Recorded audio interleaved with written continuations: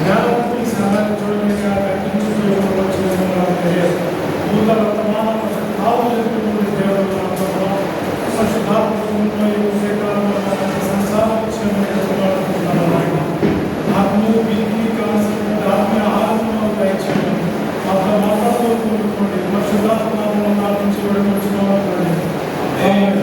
హల్లెలూయా. చాలా కాలం తర్వాత ఈ వర్షం చాలా సంతోషం వేసింది. ఎందుకంటే నేను కూడా ఇచ్చినటువంటి బ్యాక్గ్రౌండ్ వచ్చే ఎంతస్ బ్యాక్గ్రౌండ్ వచ్చే వెళ్ళే దానికి ఇట్లా చదువు నాకు చాలా సంతోషం వస్తుంది. పిల్లలు కూడా ప్రారంభమవుతున్నప్పుడు చాలా చక్కగా ఈ వర్షం ఇలాగే చేయాలి. చాలా సంతోషం. ప్రత్యేకంగా మాస్టర్ గారు మరియు ఇలా ఆహ్వానించినందుకు ప్రత్యేకంగా వారికి తెలియజేసుకుంటున్నాను. వాక్య ధ్యానం ముందు నేను ఏమై ఉన్నానో అదంతా కూడా దేవుని కృపై ఉన్నదంటే ఒక 2 నిమిషాలు సాక్ష్యాన్ని చెప్పిన తర్వాత నేను దేవుడు ఎలా నమ్మాను అనేటువంటి దాన్ని నేను ఇంకా సత్యపల్లి అనేటువంటి గ్రామంలో అక్కడ నేను చదువుకున్న సమయంలో మాదల మమ్మాల అనేటువంటి గ్రామంలో ప్రతి ఏటా కూడా ఈ తిరునాళ్ళు జరుగుతూ ఉంటాయి. అయితే మా ఇంట్లో ఇప్పటికీ కూడా దేవుడి గురించి అవగాహన లేదు. నాకు ఆంజనేయుడు అనేటువంటి విగ్రహం మీద బాగా ఇష్టం. అయితే ఈ తిరునాళ్ళకి ఎక్కడ జరిగినా కూడా నచ్చకుండా వెళ్తా ఉంటాడు. అయితే కొన్ని రోజుల తర్వాత దోషమ్మ గారు సంపూర్ణరాత్రి ఉపవాస ప్రార్థనలు పెట్టేవాడు. ఆయన ఆ సమయంలో మా అమ్మగారు ఎక్కువగా నాగేశ్వర సినిమాలు బాగా చూసేవాళ్ళు. బాగా ఆయన ఇష్టం. చూసి అది పూర్తిగా ఏ సినిమా వచ్చినా వెళ్ళిపోయేది. అట్లా చూస్తూ 2 కాళ్ళు దెబ్బతిరిగిపోయింది మా అమ్మగారు. ఎక్కడికి వెళ్ళినా కూడా నయం కాదు. అయితే ఏసన్న గారు సత్యపల్లి గ్రామంలో సంపూర్ణరాత్రి ఉపవాసాలు పెట్టారు. ఆ ప్రార్థన కేంద్రంలో మొట్టమొదటిగా ఎటువంటి వైద్య సహాయం లేకుండా మా అమ్మ స్వస్థత పొందింది. హల్లెలూయా. నిజమైన దేవుని యొక్క కృప అక్కడి నుంచి మాకు స్టార్ట్ అయింది. తర్వాత మా అమ్మ వెళ్తుంది, చిన్నగా మా నాన్న వెళ్తున్నాడు, మా పెద్దవాడు అప్పుడే వెళ్తున్నారు. కానీ నాకు ఇష్టమేది కాదు. అప్పుడు చర్చికి అని చెప్పేసి దూరంలోనే వెళ్ళిపోయి కృష్ణా సినిమా చూసి మళ్ళీ ఇంటికి వచ్చేవాడిని. ఒక టికెట్ ఇంటికి వచ్చేటప్పటికి మా వాళ్ళు నాకంటే ముందు వచ్చేవాళ్ళు. చర్చి వదిలిపెట్టేవాడు కదా. మీరు బావిలో నీళ్ళు పడుతున్నప్పుడు కావడం చేస్తాడు అంటారు. ఆ చేస్తాడు పట్టుకుని రెడీగా ఉంటాడు. మా నాన్న ఒక పెద్ద దిండు ఉండేది. ఆ దిండని వేసి నన్ను కొట్టడం జరిగేది. నువ్వు దేవుడికి ఎందుకు చుట్టుపక్కల వాళ్ళంతా అనలేదు. ఎందుకయ్యా ఆయన కొడతారు, పెంచుకున్నాడు, ఎందుకు కొడతారు, ఎందుకు కొడతారని ఇష్టమేమో వదిలేసి మీరు ఎక్కడైనా మీరు వెళ్ళాలనేవాడు. అయినా సరే మా నాన్నగారు కొట్టేవాడు. రావాల్సిందని ఇప్పుడైతే కొట్టేవాడు. మళ్ళా వచ్చేవాడు. అట్లా విపరీతంగా తగ్గుతున్నారు. కానీ యేసుక్రీస్తు అంటే అసలు మాకు ఇష్టం లేదే కాదు, ఎదురాలి. అయితే ఒక సందర్భంలో ఇంత చిన్న పిల్లలే మా ఇంటికి వచ్చి ప్రార్థన చేస్తా ఉన్నప్పుడు అనుకోకుండా నేను కూర్చోవడం జరిగింది. వాళ్ళ చిన్న పిల్లల ప్రార్థన వల్ల నేను రక్షణ పొందాను. హల్లెలూయా. ఎవరి రక్షణ పొందాను? పెద్ద మీటింగ్లో కాదు, పెద్ద వాక్యాలు చెప్పే కాదు, చిన్న పిల్లలు ప్రార్థన చేయటం వలన దేవుడు నన్ను ఆశీర్వదించాడు. అలా కూర్చొని వాళ్ళు చిన్నపిల్లలు పాటపాడుతూ ఉంటే ఏడుస్తూ ఉన్నాను. అప్పుడు ఏసన్న గారి పాట ఉంది, మహోన్నతుడు అనేటువంటి పాట. 3 మారిపోయిన జీవితాలను సిగ్గుపరిచే పాట పాడుతూ ఉన్నప్పుడు ఏడుస్తూ ఉంటే మా నాన్నగారు ఉన్నారంట, వీళ్ళు ప్రార్థన చేస్తున్నాడు, వీళ్ళు దయ్యం ఉంది, దయ్యం వెళ్ళిపోతున్నారు మా నాన్న. అయితే దేవుడు ఎప్పుడు ఎక్కడ ఎవరిని ఏ విధంగా సందర్శిస్తాడో, ఏ విధంగా ఆయన ప్రేమతో మనం ఆహ్వానిస్తాడో తెలియదు. ఆ రోజు మొదలుకొని ఈ రోజు వరకు కూడా దేవుని పరిచర్యలోనే దెబ్బతిన్నాను. దేవుని సేవల చేత కొట్టబడ్డాను. సేవలు చేస్తానంటే ఒక గ్రామంలో వెళ్తే నేను సువార్త చెప్పినప్పుడు అనేక మంది విశ్వాసాలు అలా వచ్చేసారు. ఆయన కొంత కాపు వచ్చింది లోపల కుటుంబానికి, ఈయన వస్తే మనకి సంఘానికి ఇబ్బంది అయిపోద్ది అట్లా అని చెప్పేసి వాళ్ళు అట్లాగా ఎన్నో శ్రమలు పడ్డారు. అయితే నేను ఒకటే చెప్తాను, ఎక్కడికి వెళ్ళినా కూడా దేవుని యొక్క ఈ దేవుడిని మీరు నమ్ముకుంటే మీరు మీ పిల్లలకి పిల్లలు కావాలని, మీకు ఉద్యోగాలు కావాలని, మీరు ఇల్లు కట్టుకోవాలని మాత్రం దేవుని సన్నిధికి రావాలి. ఎందుకు చెప్తానంటే దేవుడి కోసం రక్తం ఖర్చాడు, అందుచాలు. మీ తల్లి నువ్వు గర్భంలో బిడ్డగా ఉండకపోతే దేవుడు నీ గురించి ఆలోచించాడు కదా. కాబట్టి నీకు భవిష్యత్తులో ఏది కావాలో దేవుడికి తెలుసు. నేను కరెక్ట్ కావాలో ఏది కావాలో నువ్వు అడగద్దు, దేవుడికి తెలుసు. నువ్వు ఏ విధంగా ఉన్నావో ఉన్న పాటున దేవుడు మాత్రమే నమ్ము. నాకు బైబిల్ గ్రంథంలో అన్నిటికంటే ఒక వ్యక్తి యొక్క జీవితము నాకు బాగా నాకు ఎక్కువగా ఇష్టమైనటువంటి పాత్ర అబ్రహాం. నేను ఎప్పుడు కూడా ఎక్కడైనా మొదటిసారి వెళ్తే ఖచ్చితంగా అబ్రహాం గురించి చెప్పాలని ఆశపడతా ఉంటాను. అబ్రహాం విశ్వాసం తండ్రి. మీకు తెలిసలేదు, విశ్వాసం బట్టే మనం ఇక్కడికి వచ్చాం. ఒక క్రైస్తత్వము ఈ రోజుల్లో కొనసాగబడుతుంది అని అంటే విశ్వాసమే. ఒక కుటుంబము సక్రమంగా భార్య భర్తలు ఒక కుటుంబం కట్టబడుతుందంటే విశ్వాసమే. ఒక నాయకులు పరిపాలన చేస్తున్నారంటే ప్రజల యొక్క విశ్వాసాన్ని కోరి వాళ్ళ నాయకులు అవుతా ఉన్నారు. అంటే ఏంటి, ప్రపంచం మొత్తం మీద మనం ఆలోచిస్తే ఒక మాట మీద కట్టబడింది. ఏంటది? విశ్వాసము. విశ్వాసం విశ్వాసం లేకుండా దేవునికి ఇష్టమైనగా అసాధ్యం. కాబట్టి ప్రియమైన దేవుని బిడ్డలారా, మీరు రైహాన్ బాంకే ఎక్కడ విన్నారా? రైహాన్ బాంకే ఆయన గొప్ప వ్యవసాయకుడు. పాలకి చోగాం దగ్గర అప్పట్లో 20 ఏళ్ల క్రితమో సంఘంలో ఒక సర్వీస్కే 10 లక్షలు వచ్చేవాడండి. అంత సంఘం పెద్దది. దాని తర్వాత రైహాన్ బాంకే అయితే ఒకసారి జింకానాగూడ సికింద్రాబాద్లో వస్తే జింకానాగూడ మొత్తం దాదాపుగా నిండిపోయింది. ఆయన స్టేజ్ ఎంతుందంటే ఇక్కడ నుంచి మనకి వంతులు అంతవరకు నా స్టేజ్ అంటే అంత పరిగెత్తుతోనే. మీకు తెలిసలేదు, అటువంటి దాంట్లో నేను ఒక వాలంటీర్గా పనిచేయబట్టి ఈ రీతిగా నేను దేవుడిలో ఉన్నాను. నేను సంఘంలో ఏం కోరుకుంటానంటే, మా కుటుంబ పాస్టర్ గారు ఉండేవాడు, ఇట్లా పరిచయం పంపిస్తే నేను ఎప్పుడు అలా కోరుకున్నాను. చెప్పుల దగ్గర ఉండేవాడు. అందరూ చర్చికి వస్తారు కదా, ఆ చెప్పులు తీసి వసకాలని వెళ్తూ ఉన్నాడు. ఎవరు చెప్పులు వాళ్ళ పాపన చూస్తూ ఉన్నాడు. అప్పుడు డిగ్రీ చదువుతున్నాను అనుకున్నాను. ఎందుకంటే ఇందాక వర్షం చేశారు పాస్టర్ చదువుతాను తగ్గించుకోవాలి, ఎప్పుడు హెచ్చించుకుంటాను చదువుతాను తగ్గించుకోవాలి. అయితే వాక్య గ్రంథంలో యోహాను సువార్త 15వ అధ్యాయం ఒక మాట చూడండి. 15:7 నా యందు మీరును మీ యందు నా మాటలు నిలిచి ఉన్నదలా మీకు ఏది ఇష్టమో అడుగుడి, అది మీకు అనుగ్రహింపబడును. అలా చదవండి.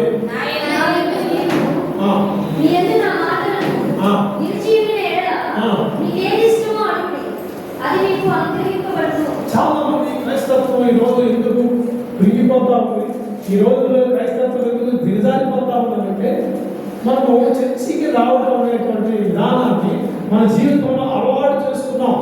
అలవాటుగా వస్తున్నాం, అలవాటుగా వెళ్ళిపోతున్నాం, అలవాటుగా కాలు ఇస్తున్నాం. ఈ రోజు సంఘానికి వెళ్ళకపోతే పాస్టర్ గారు ఏమైనా అనుకుంటారేమో అనేటువంటి ఉద్దేశంతో దేవుని సన్నిధికి వస్తున్నామే తప్ప, దేవా మీ కొరకు ఒక యోగులుగా జీవించగలిగేటువంటి విశ్వాసాన్ని కలిగి జీవిస్తాను అనేటువంటి నమ్మకంతో ఈరోజు జీవించట్లా. నేను చాలా గ్రామాలు తిరిగినప్పుడు చాలా తిరిగాను. ఒక్కొక్కసారి నేను పొలాల్లో ఒంటరిగా ప్రార్థన చేశాను కలిగాను. ఒంటరిగా డాక్టర్ ఒంటరిగా నాకు ఈ లోకంలో ఎవ్వరూ లేరు తండ్రి. ఒంటరిగా మీరు ఎప్పుడైనా గమనించండి, మీ జీవితంలో మీ కుటుంబము, మీ బిడ్డలు, మీ తల్లిదండ్రులు ఎవ్వరు మీకు సహాయం చేయరు. యేసు మాత్రమే చేస్తాడు. యేసు మాత్రమే మీరు పుట్టించాడు. యేసు మాత్రమే మీరు దీవిస్తాడు. ఎప్పుడైనా మీ జీవితంలో ఒంటరిగా ఏడ్చి ప్రార్థన చేసే అనుభవాలు మీకున్నాయా? ఒంటరిగా ఒక్కసారి ఆకాశం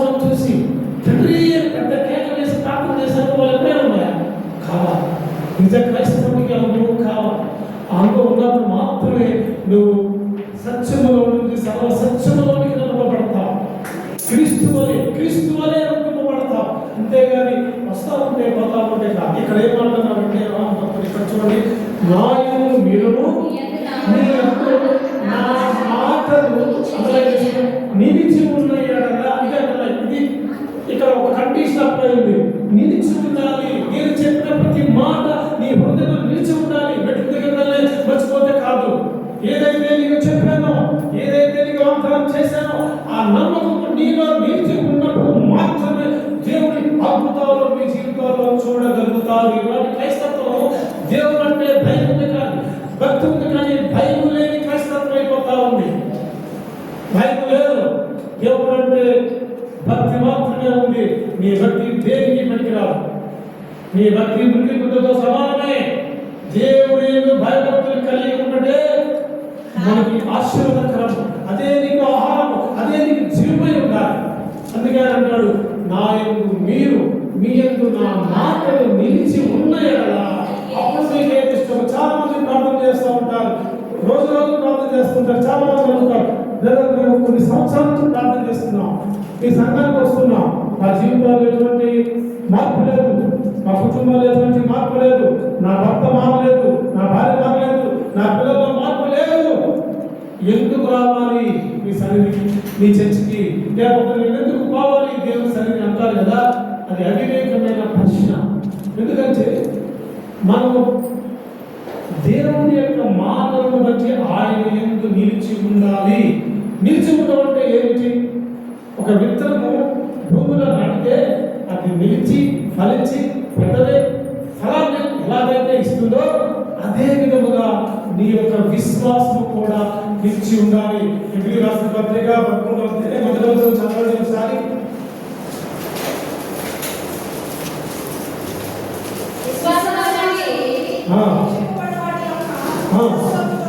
ఏంటంటే విశ్వాసం అన్నది నిరీక్షింపబడిన యొక్క నిజ స్వరూపము, అదృశ్యమైనవి ఉన్నవాళ్ళకు నిజమైనది. ఇక్కడ చాలు. విశ్వాసం అని అంటే ఒకటే మాట. ఈ రోజు మీరు ఒక 20 మంది ఉండొచ్చు, నా గొప్ప విశ్వాసం ఇది చాలా మీకు ఇది తీసుకున్నారు.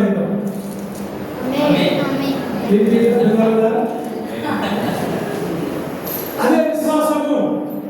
నేను చూస్తున్నాను గొప్ప జన సమూహము ఈ సంఘాన్ని దేవుడు దీవించాడు, అది విశ్వాసం అంటే. నాకు అందుబాటు ఇస్తే కాదు విశ్వాసం అంటే దేవుని కొరకు నేను చనిపోవడానికైనా సిద్ధపాటు కలిగినటువంటి ఆత్మని సంఘంలో కలవాలి. ఈ సంఘంలో ప్రతి ఒక్కరూ పరిశుద్ధాత్మ అగ్నివంతులు కావాలండి. విజయకుమార్ గారు పిల్లగారు సేవ పరిచయం చేసేది అనేకమైన చర్చల సేవలు తెలంగాణ ఉన్నాయి. ఇది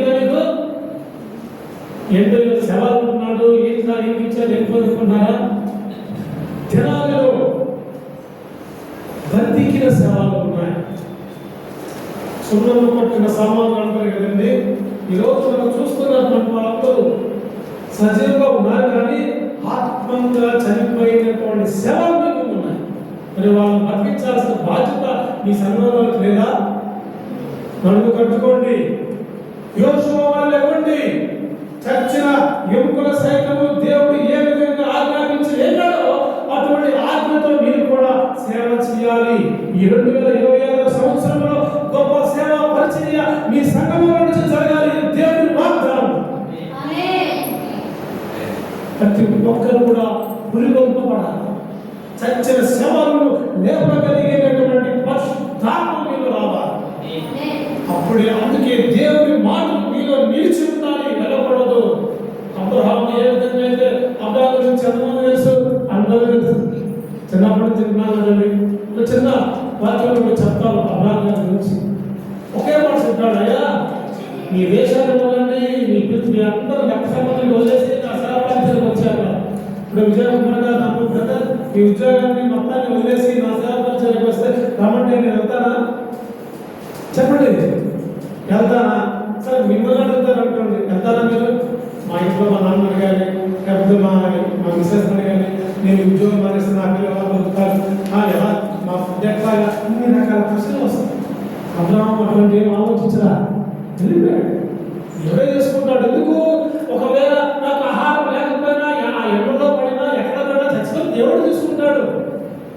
ఏదైనా విషయం ఎప్పుడైనా విన్నారా మీరు? విన్నారా? దేశం అంతా కరువు వచ్చిందండి, కానీ ఏదైనా వచ్చింది? ఆహారం వచ్చింది. ఎక్కడైనా కాకి మాంసము ముఖం తీసుకురావడం దేవాలయంలో చూసారా? తన కడుపు మార్చుకొని దేవుడు నమ్ముకున్న పిల్లలకు జంతువుల ద్వారా పక్షుల ద్వారా దేవుడు పోషించగలడు. ఇది విశ్వాసం. మీ కుటుంబంలో ఏం లేకపోయినా వల్ల మా దేవుడు నాకున్నాడు, మా దేవుడు చాలు, నేను నిలదరాలు, దేవుని యొక్క ఆత్మతో బతుకుతా, ఆహారంతో కాదు, దేవుని యొక్క మాటలతో బతుకుతా. ఈ వాక్యం మనం ఏమంటామంటే జీవాహారం అంటారు కదా. ఆత్మ జీవింపజేయను, శరీరము ఏం చేస్తుంది? శరీరం నిష్ప్రయోజనము, ఆత్మయే జీవింపజేయించున్నది. మనమందరం ఆత్మ సముద్రం కదా. అదే అబ్రహాము గారు మొత్తాన్ని విడిచి వెళ్ళిపోయాడు. ఆయన మాట ఆయన ఎంతో నిలిచింది కాబట్టి ఆ విశ్వాసంతో ఆయన వెళ్ళిపోయాడండి. వెళ్ళిపోయిన తర్వాత ఆయన దేవుడు ఆశీర్వదించి మొదలుపెట్టాడు. తర్వాత చూడండి, ఆయనకి చాలా ఏళ్ళ తర్వాత ఒక పిల్లవాడు పుట్టాడు. అంటే ఆయన చరిత్ర చదువుతా మీ అందరికీ తెలుసు. ఆయన పుట్టిన తర్వాత నేను నిన్ను ఆస్వాదిస్తాను, నువ్వు ఎక్కడ కాలు పెట్టినా కూడా ఆస్వాదిస్తాను. మీకు ఇంకొక విషయం తెలుసా కదా, ఇప్పుడు యుద్ధం జరుగుతుంది కదా, యుద్ధం జరిగినప్పుడు పెట్రోల్ కొంత చోట బ్లాక్ అయిందంట. ఇప్పుడు అబ్రహాము గారు ఆ రోజు ఎక్కడి నుంచి అయితే నడిచారో అదంతా కూడా బ్లాక్ అయింది. అదే కింద పెట్రోల్ బాగున్నాయి. ఇప్పుడు యుద్ధం ఆగిపోతే అక్కడి నుంచో సప్లై ఇజ్రాయెల్ దేశం, ఇరాను ఇజ్రాయెల్ దేశం మధ్యలో ఉందంట ఆ ప్రాంతం. అది అబ్రహాము నడిచినటువంటి ప్రాంతంగా దేవుడు ఎప్పుడు ఆస్వాదించాడో అబ్రహాము, మనం ఎప్పుడో ఉన్నాము, ఎప్పుడు జరుగుతుంది, ఆ రుజువులు ఎప్పుడు బయటపడుతుంది అంటే దేవుని మాట నీలో నిలిచి ఉంటే నీ తరతరాలు, నీ పిల్లల భవిష్యత్తుకి అది ఆశీర్వాదకరంగా మారుతుంది అనేటువంటి దానికి ఉదాహరణ ఇదే. అబ్రహాము గారు చక్కగా ఉన్నప్పుడు ఒక సందర్భంలో దేవుడు వచ్చి అడుగుతాడు, అయ్యా ఒక్కగా కుమారుడు ఇచ్చాను కదా, నాకు బలిగా ఇవ్వమంటే విశ్వాసం గురించే చెప్తున్నాను. ఒక్క మాట నాకు బలిగా ఇవ్వమన్నప్పుడు అబ్రహాము గారు తన భార్యకు చెప్పాడా? చెప్పరా? తన సేవకులకు చెప్పాడా? ఎవరు చెప్పడా? ఇదేంటి ఇన్ని ముద్దు వృద్ధాప్యంలో దేవుడు నాకు ఇచ్చాడు, మళ్ళా అడుగుతున్నాడు అని బాధపడ్డాడా? ఏమో మనకు తెలియదు. కానీ అతని విశ్వాసం ఏంటంటే ఆయన ఇచ్చాడే తీసుకెళ్తాడు, ఆయన ఇచ్చాడే తీసుకెళ్ళడం విశ్వాసం. అంతే, సమస్తం ఇచ్చాడు, సమస్తము అనే తీసుకున్నా ఏం బాధలేదు అనుకున్నాడు. నాకు ఇక్కడ అబ్రహాము గారి యొక్క క్యారెక్టర్లో నాకు ఎంత విశ్వాసం అంటే, తన పిల్లవాడు ఈ అబ్రహాము స్కూల్లో చదువుతుంటే నడుచుకుంటూ ఉన్నప్పుడు ఆయన అడుగుతాడు, ఆయన కన్ని కట్టెలు అన్నీ ఉన్నాయి కదా మనకి, దానిలో గొర్రెపిల్ల ఏది అన్నప్పుడు అదే స్థితిలో నా కుమార్తెను నా కుటుంబంలో నేను ఇస్తే ఒకసారి వెనక్కి తిరిగి చూసి ఎంత ఏడ్చి ఉంటాడో అని నా అనుకుంటున్నా. ఇమాజినేషన్. ఒక తండ్రి బాధ అంత దిగమింగుకొని పిల్లవాడు నువ్వు ఎక్కడ ఏం కనిపించకుండా నడుచుకుంటా వెళ్తున్నప్పుడు ఆ కొండ ఆ పర్వతానికి వెళ్తా ఉన్నప్పుడు ఆయన విశ్వాసం, దేవుడు నా పిల్లలను తిరిగిస్తాడు, దేవుడు నా పిల్లలు తిరిగిస్తాడు, దేవుడు ఇస్తాడు, దేవుడు ఇస్తాడు. అరే ఇంకొక నిమిషంలో పంట పెట్టేశాడు, ఇంకెక్కడికి విశ్వాసానికి ఇంకెక్కడ ఆనవాళ్ళు, కత్తి తీసి కొట్టమని చంపేమన్నాడు కదా, ఇంకెక్కడ ఆయన ఆనవాళ్ళు, ఆ విశ్వాసించడానికి అవకాశం లేదు ఆ సందర్భంలో. కానీ కూడా అక్కడ విశ్వాసం ఉంది, ఇస్తాడు దేవుడు, ఇస్తాడు దేవుడు. చూడండి ప్రియమైన దేవుడిగా, ఈ యొక్క చిన్న క్యారెక్టర్లో మనం నేర్చుకోవాల్సింది ఏంటంటే, మన జీవితంలో ఎంత కష్టం వచ్చినా చివరికి ఇంకొక నిమిషంలో నీ ప్రాణము పోతుంది అని డాక్టర్లు చెప్పిన దేవుడికి విశ్వాసం ఉంచితే నువ్వు బతకగలవు. దేవుడి చిత్తం ఉంటే, దేవుడి చిత్తం ఉంటే ఈ విశ్వాసం అక్కడ బలం. అది విశ్వాసానికి బలం. ఏదైతే మనం చూడటం లేదో, ఏదైతే మన కంటికి కనిపించట్లేదో అది విశ్వాసం. విశ్వాసాన్ని ఎవరు చూపిస్తారా? గాలి ఏ విధంగా నేను చూపించలేను, ఎవరి యొక్క విశ్వాసం వారి యొక్క క్రియల్లో మనం చూడగలుగుతూ ఉంటాం. నిజంగా ఏడ్చుకున్నాడేమో, బాధపడ్డాడేమో, విశ్వాసంతో ముందుకెళ్ళాడు, ఆ యొక్క మళ్ళా తిరిగి ఆ బిడ్డను పొందుకోగలిగాడు. నేను అనుకుంటాను, దేవుడు ఈ స్వరం దేవుడే మాట్లాడాడు అని అబ్రహాము గారు ఏ విధంగా నిర్ధారణ చేసుకోగలుగుతాడంటారండి. మనం చాలా మంది చెప్తారు, నా రాత్రి దేవుడు మాట్లాడాడు.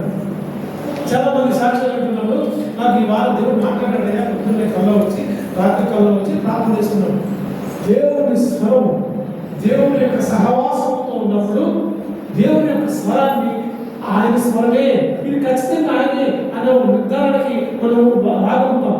కానీ అబ్రాహాము ఎలా రాగలిగాడంటే ఎప్పుడు దేవుడితో మాట్లాడుతూ ఉండేవాడు. ఒకవేళ మనం అంటాం, అయ్యా నాకు రాత్రికి కల వచ్చింది, మా అబ్బాయిని దేవుడు అడుగుతున్నాడు, సేవకి ఇచ్చామంటున్నాడు, అసలు మా అబ్బాయి ఐఏఎస్ కరెక్ట్, నేను ఇది కాదు కదా ప్రార్థన చేయను అంటే మనకి ఇష్టమైన దేవుడికి అడిగితే అది సాధారణ మనం మాట్లాడుతుంది అనుకుంటాం. మనకి ఇష్టం కాదు, అది ఇష్టమైన దేవుడితో మాట్లాడుతూ అనుకుంటాం. నీకు ఇష్టము లేనిదే దేవుడు అడుగుతా, నీకు ఇష్టము లేనిదే దేవుడు అడుగుతా, అది నువ్వు ఇవ్వాలి. ఇచ్చే హృదయము మనకు ఉండాలి. మన ఊరికి డబ్బులు కాదని దేవుడికి నీ హృదయము. ఒకసారి ఈ విధంగానే దేవుడు వెళ్తూ ఉన్నప్పుడు పడవలో వెళ్తూ ఉంటారు. వెళ్ళినప్పుడు అమరవుల కింద నిద్రపోతా ఉంటారు. శిష్యులు ఆయన చేసిన అద్భుతాలు చూశారు, అన్ని చూశారు. అందరూ మూడేవారికి భోజనం పెట్టడం చూసి అన్ని చూశారు. కానీ వాళ్ళ విశ్వాసం సడలిపోయింది. పెద్ద గాలి తుఫాను రాగానే అయ్యో మేము మునిగిపోతున్నాము సేవకుడా ఏం జరిగిందంటే ఇదిగో పెద్ద తుఫాను వస్తుంది. అల్ప విశ్వాసులారా దాన్ని గర్తించేశారు. చూడండి ఇక్కడ ఉన్న కొద్ది సమూహమే, కానీ మీరే గొప్ప సమూహం కావాలి. మీరు గొప్ప సమూహం కావాలి. మీరు ప్రతిరోజు మీ కన్నీటితో ఆత్మను సంపాదించాలి. ఈ 2026 సంవత్సరంలో దేవుడు మీ ఎందుకు ఏమైతే నిలిచి మాటలు పెట్టాడో ఆ మాటలను బట్టి మీరు ప్రార్థన చేయాలి. కన్నీటి ప్రార్థన చేస్తే ఖచ్చితంగా మీ భవిష్యత్ తరాలు దేవుడు ఆశీర్వాదకరంగా ఉంచుతాడు. ఈ మాటలో ఇబ్రాహీము రాసిన పత్రికలోనే ఇక్కడ 17వ వచనం చూడండి. అబ్రహాము శోధించబడి విశ్వాసమును బట్టి ఇస్సాకును బలిగా అర్పించెను. ఎవడు ఆ వాగ్దానమును సంతోషంగా అంగీకరించెను. ఇక్కడ శోధించబడుట. అబ్రహాము ఆయన జీవితంలో అన్ని అద్భుతాలు ఆశ్చర్యకార్యాలు జరగలేదు, ప్రతి విషయంలో శోధించబడ్డాడు. మీ జీవితంలో శోధించబడ్డారా? ఎప్పుడైనా శోధించబడాలి. శోధించబడితేనే మేము బంగాళ వల్లే సువర్ణ వల్లే నిలుస్తాను. శోధించబడకుండా నేను చర్చికి వెళ్తానండి, నాకే ఇబ్బందులు రాకూడదండి, నా జనం రాకూడదు, మా పిల్లలకి ఏ జబ్బులు రాకూడదు, మేము బాగుండాలండి, అట్లయితే చర్చికి వస్తాను. మీకు తెలుసా కదా, నేను అనేక అనారోగ్యానికి గురయ్యాను. చాలా సందర్భాలు చనిపోయిన పరిస్థితుల్లో నుంచి దేవుని బయటపెట్టాను. నా పక్కన పెద్దవాడు చనిపోయాడు, నేను చనిపోను, అంత మాత్రం వాడు పాపి కాదు, నేను ఏమైనా పరిస్థితులు.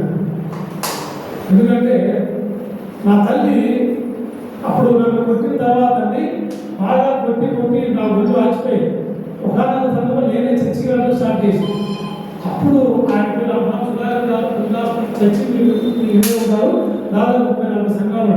ఆయన చెప్పిన మాట, చంద్రకుమార్ నువ్వు భవిష్యత్తులో దేవుని సేవ ఖచ్చితంగా చేస్తాను. ఇప్పుడే ఆయన పడ్డాను, నువ్వు సేవ చేయాలని చేయలేదు. నా తల్లి యొక్క కోరిక ఏంటంటే నువ్వు సేవ చేయాలని బాగుంటే సరే చేస్తానని వచ్చాను. కార్యక్రమానికి ఈ ఉద్యోగంలో ఉంటుంది, కానీ ఖచ్చితంగా దేవుడు వాగ్దానం అనేది ఖచ్చితంగా నెరవేరుతుంది. నేను అనేక సార్లు అండి దేవుడి మీద అనేక సందర్భాలు ఉన్నాయి. నేను ఒంటరిగా బయట మీద దేవుడితో మాట్లాడుకుంటా ఏమంటారు సార్, ఇప్పుడు సార్ అట్లా మాట్లాడుతాం, నాకు ఇది అవలేదు. నేను అలాగే ఇట్లా దేవుడితో మాట్లాడే సహవాసం, అన్ని బిడ్డల యొక్క సహవాసం ఏదైనా మాట్లాడతాం, అధికంగా మాట్లాడుతూ ఉంటాం. చాలా మంది అంటారు ఆయనకి ఏమైందో అన్ని రోగాలే, దేవుడు అంటే ఆయనకి ఇష్టం అన్ని రోగాలే.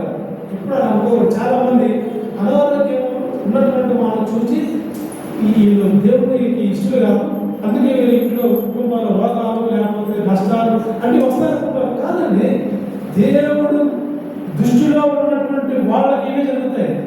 అద్భుతాలు చేసిన వాళ్ళు బయట తీసుకురావడానికి దేవుడు అద్భుతాలు చేసిన వాళ్ళు బయట తీసుకొస్తుంటాడు. నేను చాలాసార్లు కూడా హాస్పిటలైజ్ చేసినప్పుడు ఎక్కువ సార్లు దేవుడు రావాలి వచ్చింది. ఒక దెబ్బ కొట్టేవాడు, మాట గడివాడు, మళ్ళా వచ్చేవాడు. ఆ ఎన్నరా ముందు పెట్టేవాడు, ఆ మూడులో సరిచేసేవాడు, మళ్ళా వచ్చేవాడు, మళ్ళీ ఎప్పుడైనా కొట్టుపడేవాడు. అంటే మాట ఎప్పుడు పిల్లలు ఎలా పడతారో నిజమైన తండ్రి నేను అలా శిక్షిస్తాను. అంతే మాత్రం చంపడు. యోగుని పరిశీలించాడు కానీ చంపడా? జాగ్రత్తగా అర్థం చేసుకోవాలి. యోగును పరిశీలించాడు. ఇక్కడ అబ్రహాము శోధించబడి విశ్వాసమును బట్టి. ఎప్పుడు కూడా నేను ఎక్కడ వాక్యం చెప్తే ఒకటే చెప్తా, మీరు శోధనను కోరుకోండి. దేవా నేను శోధించబడి సువర్ణ వలె చిన్న క్రీస్తు వలె నీ పోలికలోకి నేను రావాలి, ఈ పోలికలోకి నేను మార్చబడాలి, ఆ విధంగా నన్ను తీర్చిదిద్దయ్యా అని మీరు ఎప్పుడైనా ప్రార్థన చేశారా? చేయాలి. అబ్రహాము జీవితంలో ఎన్నో ఒడిదుడుకులు ఉన్నాయి. ఎట్లయితే చుట్టూ అంటుకట్టబడి ఉంటుందో ద్రాక్షావల్లి ఆయన తీగలు నీరు తీగలు ఈ చెట్టుకు అంటుకట్టినప్పుడు ఎప్పుడు కూడా నష్టపోరు. మా పెద్దమ్మ గారు ఒక ఆమె ఉండేది మేరగట్టులో. ఆమె 60 సంవత్సరాలు. వాళ్ళ తండ్రి గారు పాస్టర్, కానీ విశ్వాసం లేదు. ఒకసారి ఇంకా ఇంత వయసు వచ్చింది కదా, దేవుడిని ఎందుకు విశ్వాసించలేవు, నువ్వు దేవుడిని నమ్ముకోమ్మా, ఇంకా చనిపోతావు కదా, ఈ టైం అంటే నేను నమ్ముకోను, నువ్వు నీకు నమ్మకం ఉన్నా తర్వాత వెళ్దాం. ఉన్నాను, సరే నీకు కాలు పట్టుకొని వస్తాను, నేను తీసి కింద పడతాను. నవ్వు తర్వాత అంటే 7 సంవత్సరాల సంవత్సరం లాగే నడుచుకుంటూ పడిపోయింది. ఫస్ట్ స్లిప్ అయింది అంతే. ఈ బోన్ ఇరిగిపోయి 7 సంవత్సరాలు నడవడానికి భయమేసి 7 సంవత్సరాల లక్ష్యంగా ఉంది. ఆ 7 సంవత్సరాలు దేవుడిని నమ్ముకొని దేవుడిని నమ్మి పరలోకానికి సిద్ధపడి చనిపోయింది. ఇప్పుడు అది మంచంలో ఉన్నందుకు మాకు బాగోలేదు. దేవుడు నమ్ముకుంది కదా, చివరిలో ఆత్మ దేవుడికి, అది మా నమ్మకం. అంతేగాని అయ్యో పడిపోయింది కాదు. ఆ 7 సంవత్సరాలు ఆమె కుంగిపోయి మాట్లాడలేదు, మాట లేకుండా కుంగిపోయి ఎంతో విపరీతమైన దుఃఖంతో ఆ యేసేను అడిగినాము, ఏడ్చింది, హృదయం ఏడ్చింది. నీకు 40 సంవత్సరాలు వచ్చినా కూడా నేను నమ్మలేకపోయానయ్యా, అంచనా పడేసి ముత్యం వలె ఆయన తీసుకెళ్ళిపోయాడు. నిజమైన దేవుని విశ్వాసుగా మీరు కూడా ఈ ఉదయకాల సమయంలో విశ్వాసంలో నడవండి. శోధన సహించువాడు ధన్యుడు, శోధించబడాలి. అబ్రహాము ఏ విధంగా శోధించబడ్డాడు? అబ్రహాము శోధించబడి నష్టపోయాడా? ఎవరైనా నష్టపోయారా? లేదు, ఎవరు నష్టపోయాడు. ఒకవేళ మీ జీవితంలో ఉండే సమస్తము కోల్పోయాలనుకోండి, దేవుడే ఇచ్చాడు, దేవుడే తీసుకెళ్ళండి. ఇందాక మీరు ఒక మాట చదివారు, కీర్తనల గ్రంథము 115వ అధ్యాయం ఒకసారి చదవండి. చక్కని మాటలు ఇందాక చదువుతున్నప్పుడు చూసాము. వాగ్దాది యెహోవా మాకు కాదు, నీ కృపా సత్యములను బట్టి నీ నామమునకే మహిమ కలుగుగాక. వారి దేవుడు ఏడి అని అన్ని జనులు చూసారా? వారి దేవుడు ఏడి అని చెప్పుకుంటారంట. భలే మంచి ప్రాంతంలో ఇస్తున్నారని ఇక్కడ చుట్టుపక్కల అందరూ అన్నిలే ఉన్నారు. ఈ రోజున ఈ సంఘంలో వారి దేవుడు గొప్పవాడుగా బాబు అని చుట్టుపక్కల అందరూ చెప్పాలా? విజయకుమార్ గారు చెప్పారు, ఫస్ట్ నాకు మీరున్నారంట ఈ అవసరం. తర్వాత మళ్ళీ పిలిచి మీకు ఎందుకు ఇవ్వాలనిపిస్తుందంట అన్నారు. దేవుడు ఆశ్చర్యం ఇట్లాగే ఉంటాయి. ఆయన ఇవ్వాలన్నప్పుడు ఆయన ఎంత బాధపడుతున్నాడు, ఆ బాధ మీకు తెలియదు.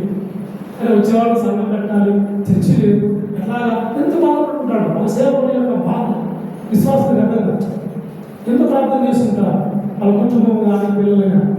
ఆ యొక్క ఫలితం వినర్పిస్తున్నారు. ఈరోజు కూర్చున్నారే ఆ ఫలితం. ఇది విశ్వాసం వెనక ఉన్నటువంటి కష్టం. అర్థమైందా? ఆ విశ్వాసం ఖచ్చితంగా ఈ చుట్టుపక్కల ప్రాంతాలు ఖచ్చితంగా దేవుడు మీకు అప్పగించబడబోతున్న ఆత్మలే. ఇంటి కోసం ప్రార్థన చేయడం కష్టం, ఇంటి వాళ్ళగా వస్తారు కదా, వస్తారంటే దేవా ఈ ఆత్మను వేచే ప్రభా ఒక్కొక్కడు ఇంకెందుకు పక్కన కోసం ఒక్కొక్క ఇల్లు తీసుకుంటే ప్రార్థన చేయండి. వచ్చే చదవ కదా ఇది పట్టకపోవచ్చు.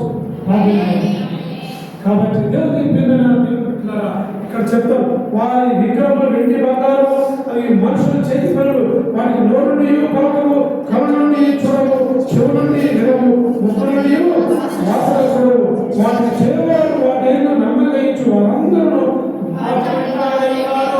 కానీ మనము నమ్మిక ఉంచుతున్నది సత్యముగా యేసయ్య, సత్యముగా దేవుడు, మాట్లాడే దేవుడు, చూడగలిగే దేవుడు, పరిశుద్ధాత్మ శక్తితో అభిషేకించే దేవుడితో మనం మాట్లాడుతూ ఉన్నాం.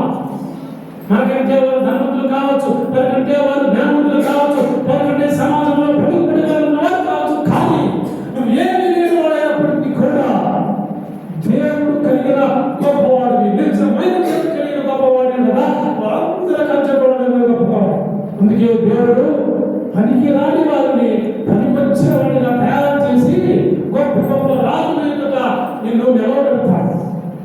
ఏ పార్టీ వాళ్ళను దేవుని వాక్యం చెప్పడానికి ఏమాత్రం అర్హుడు కాదు, నాకే జ్ఞానం లేదు, నేను మీ అందరికంటే కూడా దేనికి పనికిరాను. అయినా కూడా దేవుడు ఈ రీతిగా నిలబెట్టాడంటే కేవలం ఆయన కృపండి, ఆయన కృపే. మనం ఏముందని మనం కలిగాలి, ఏముందని మనం గర్వపడాలి. మన జీవితంలో మనకి ఏమి ఉండదు, చివరికి మనకు మిగిలేది బూడిదే. మనకి ఏమి ఉండదు, మనకి విశ్వాసం ఒకటి. నా తల్లి ప్రార్థన ఈరోజు నన్ను బ్రతికించింది అని చెప్పడంలో నేనేమి సందేహించింది. మీ బిడ్డల కోసం తెల్లవారుజామున లేచి ఒక 2 గంటలు కన్నీటి ప్రార్థన ప్రతిరోజు చేయండి. ఖచ్చితంగా మీ ఇంట్లో అద్భుతాలు చూస్తారు. చేస్తారా? ప్రార్థన చేస్తారా? మీరు వాక్యాలు వింటూనే ఉన్నారు. మనం ఈ రోజు వాక్యాలు టీవీ ఆన్ చేస్తే చాలు అదే ఉంటాయి వాక్యాలు వినుటకు అలవాటు పడ్డాం, కానీ ఆ మాటలు మన ఎందు నిలిచి ఉండకనే మన జీవితాలు విధంగా అయిపోతున్నాయి. వింటున్నాం, మళ్ళీ పనిచేస్తాం, వింటున్నాం, మెట్ల దగ్గరనే ఆఫీస్కి వింటున్నాం, కానీ ఆ లోనకు వచ్చి పనిచేయటం. ఇంజక్షన్ వేస్తాడు అనుకోండి, జలవలసి ఇంజక్షన్ వేస్తాడు, అది లేకపోతే ఇంజక్షన్ వాడాలని మన డాక్టర్ తిరుగుతాం. ఇంజక్షన్ వేసి ఈ డాక్టర్ మంచోడు కాదు. ఇక్కడ చెప్పే పాస్టర్ గారు ఈ వాక్యము అన్నీ మంచిది, మీరు తీసుకొని నమిలి మింగి రక్తంలో అప్పుడు అద్భుతాలు చూడగలుగుతారు. వారికి దేవుడు లేడు, మనకి దేవుడు ఉన్నాడు. ఎలీషా వంటి ఆత్మ మీ మీద వచ్చుగా. ఏలియా ఏ విధంగా అయితే శబ్దం చేశాడో, నా దేవుడు నిజమైన దేవుడు, సత్యముల దేవుడు అని అందరూ చెప్పాడే, అటువంటి దేవుడు కలిగిన గొప్ప వాళ్ళు మనం. దానేశ్వరం అక్కర్లేదు, మన చదువు అక్కర్లేదు. ఈ జీవ గ్రంథం పట్టుకోగలండి. ఈ జీవ గ్రంథం నుండి పోషిస్తుంది, ఈ జీవ గ్రంథం నుండి బతికిస్తుంది.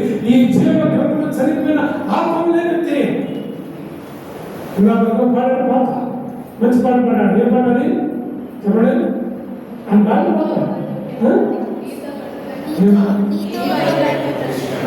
ఈతో గడిపే ప్రతి క్షణం ఆనందమే. ఎంత టైం పెడుతున్నారు దేవుళ్ళే మీరు? పొద్దున్న లేచి 2 నిమిషాలు, సాయంత్రం పడుకునేటప్పుడు, అలంకరించేటప్పుడైనా అది కాదు ప్రార్థన, అది అనే కాదు ప్రార్థన. దేవుని కొరకు 1 గంట ప్రార్థన అయినా సమయం, కనీసం ఒంటరి ప్రార్థన. మీరు తెలుసా, యాకోబు మామ నుంచి పారిపోతున్నప్పుడు ఒంటరిగా యాకోబు దగ్గర అందరూ వదిలేసి వెళ్ళిపోయాడు. అందరూ వదిలేసి ఒంటరిగా అది చూస్తే ఇది చూసినాము, అందరూ శత్రువులు ఉన్నారు. అయితే ఒంటరి కూర్చొని తెల్లవారు ఏడ్చి ప్రార్థన చేసి, నేను మోసగానికి నేను మా అమ్మ మోసం చేశాను, మౌన మోసం చేశాను, నా జీవితమే ఒక మోసమైంది. ఒంటరిగా కన్నీరు ఇచ్చి ప్రార్థన చేసినప్పుడు అప్పుడు మార్చబడ్డాడండి ఆయన ఇశ్రాయేలు. ఆ రీతిగా ఒంటరిగా ప్రార్థన చేయి. ప్రభువా, ఎందుకు నీ మాటలు నా యొక్క నిలిచి ఉండలేకపోతున్నాను? వెనుక ఉన్న వాటిని మరచి ముందున్న వాటిని వేగపరచు. పరిగెత్తండి, ఫోన్ వల్లే పరిగెత్తండి. దేవుని బిడ్డలారా, ఈ ఉదయకాల శ్రవణలో నేను వాక్యాన్ని చెప్పలేదు కానీ కొన్ని మాటలు మాత్రమే నేను చెప్పాను. వాక్యాన్ని కాదు, బ్రదర్ కూడా వాక్యం చెప్పాను కానీ కొన్ని మాటలే నేను మీతో పంచుకున్నాను. దేవుడు అంటే చులకనైపోయింది, దేవుడి ప్రేమ అంటే చులకనైపోయింది. ఒక్కసారి మీ భార్యని పిల్లల్ని అందరూ పక్కబెట్టే దేవుడితో నువ్వు ఒక్కొక్క మాట్లాడు. నా పరిస్థితి ఏంటి ప్రభువా? నేను క్రైస్తవుడుగా నటిస్తున్నానా, క్రైస్తవుడు అనుకుని బ్రతుకుతున్నాను, నిజమైన క్రైస్తత్వం నాలో లేదా? ఇంకెంతకాలం ప్రపంచం చూస్తూ ఉంటే మూడవ రాకడు రెండవ రాకడ వచ్చే సందర్భాలు ఉన్నాయని అనేకమైన సీనియర్ భక్తులు చెప్తా ఉన్నారు. ఆయన రాకడ ఎప్పుడు చూస్తే మనకి తెలియదు. ఎప్పుడు వచ్చినా సిద్ధపాటు కలిగి ఉండాలని ఆయన చెప్తా ఉన్నారు. మరి మనం సిద్ధపాటు కలిగి ఉన్నామా లేదా తెలియదు. నేను అనుకుంటాను, నాకు ఎప్పుడు రోజు భయం. ఎందుకు తెలుసా? నాకు దేవుడు పని అనిపించింది. నేను చచ్చిపోయేటప్పుడు కనీసం కొన్ని ఆత్మకమైన వాక్యం చెప్పి రక్షించి చచ్చిపోయాను అంతే. అంతే తప్ప నాకు ఆశ ఏం లేదు. ఏంటంటే నేను ఒకటి చెప్తాను, నేను సేవకి వెళ్ళినప్పుడు, పరిస్థితికి వెళ్ళినప్పుడు ఎవరు కొట్టినా సరే భరించాను, ఎవరు తిట్టినా భరించాను. ఏమనొచ్చు, దేవుడే చూసుకుంటున్నాడు. ఈ రోజున నా మీద చేయవేసినటువంటి వాళ్ళందరూ కూడా హీన స్థితిలోనే ఉన్నారు. మరి నేను ఒక డిగ్రీ చదువుకున్నా, నాకేమీ లేదు. దేవుడు ఆశీర్వదించాడు. దేవుడు ఆశీర్వదిస్తాడండి. నాకు ఏమున్నా లేకపోయినా ఒకటేనండి, దేవుడు నన్ను పుట్టించాడు. ఇంతకంటే ఏం కావాలి నాకు? ఎవరు కావాలా? ఎవరు కావాలి నాకు? నాకు 70 ఏళ్ళు వస్తాయి, 50 ఏళ్ళు వస్తాయి. నేను ఎవరు తిరగలుగుతానా? ఎక్కువ తింటే ఆయాసం, తక్కువ తింటే నీరసం. ఇంక దీనికోసం ఎందుకండి ఈ తాపత్రయం? నిజమైన క్రైస్తవుడుగా పరలోకంలో ఏదైనా స్థానం ఉందేమో, ఆ స్థానాన్ని ఎక్కడ కోల్పోతామో నా యొక్క దైవ జీవితంలో ప్రతిరోజు భయపడతా ఉంటాను. అది నా భయం. నేను ప్రతిరోజు భయపడతాను. నా క్రియల వల్ల ఆ యొక్క స్థానం నేను కోల్పోతున్నాను. అయ్యో అని నా భయం అని అంతే తప్ప ఇంకా నాకే భయాలు లేవు.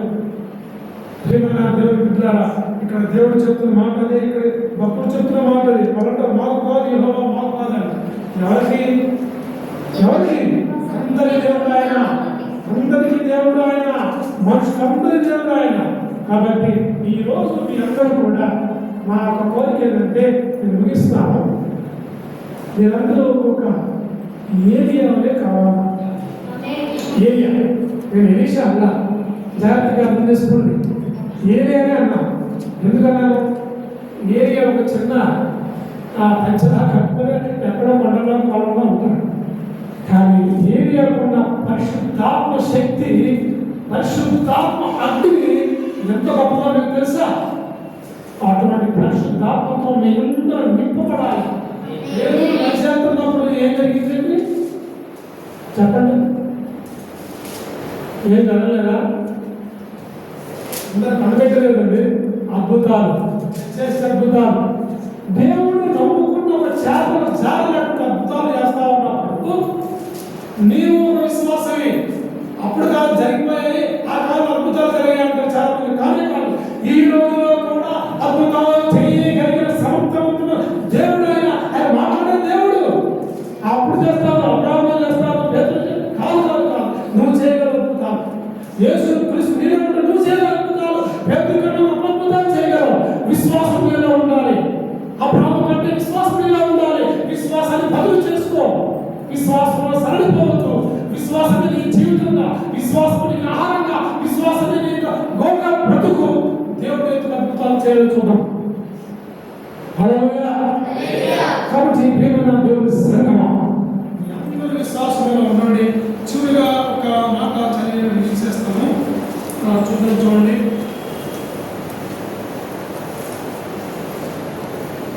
రాసిన పత్రికలే, రాసిన పత్రిక అదే అధ్యాయంలో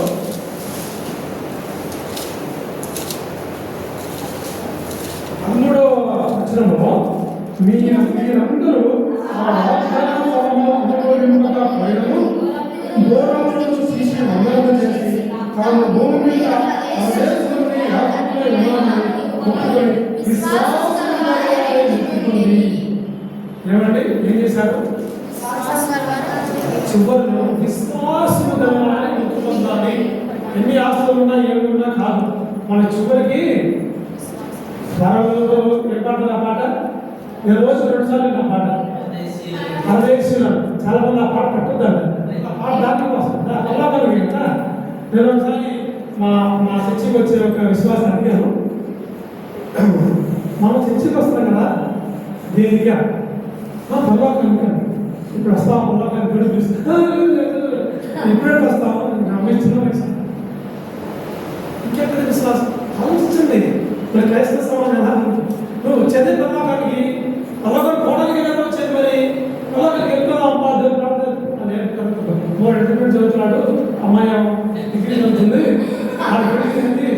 పోతే ఇదే విశ్వాసం పర్వాలేదు కదా. మనం ప్రయాసపడతా ఉంది అవునా కదా. ఉన్న బాగుంటే సరిపోతా ఉంటే మాత్రం మా మెస్సి మా నేసి మాత్రం వాళ్ళ సంపద వాళ్ళే సరిపోవడమే.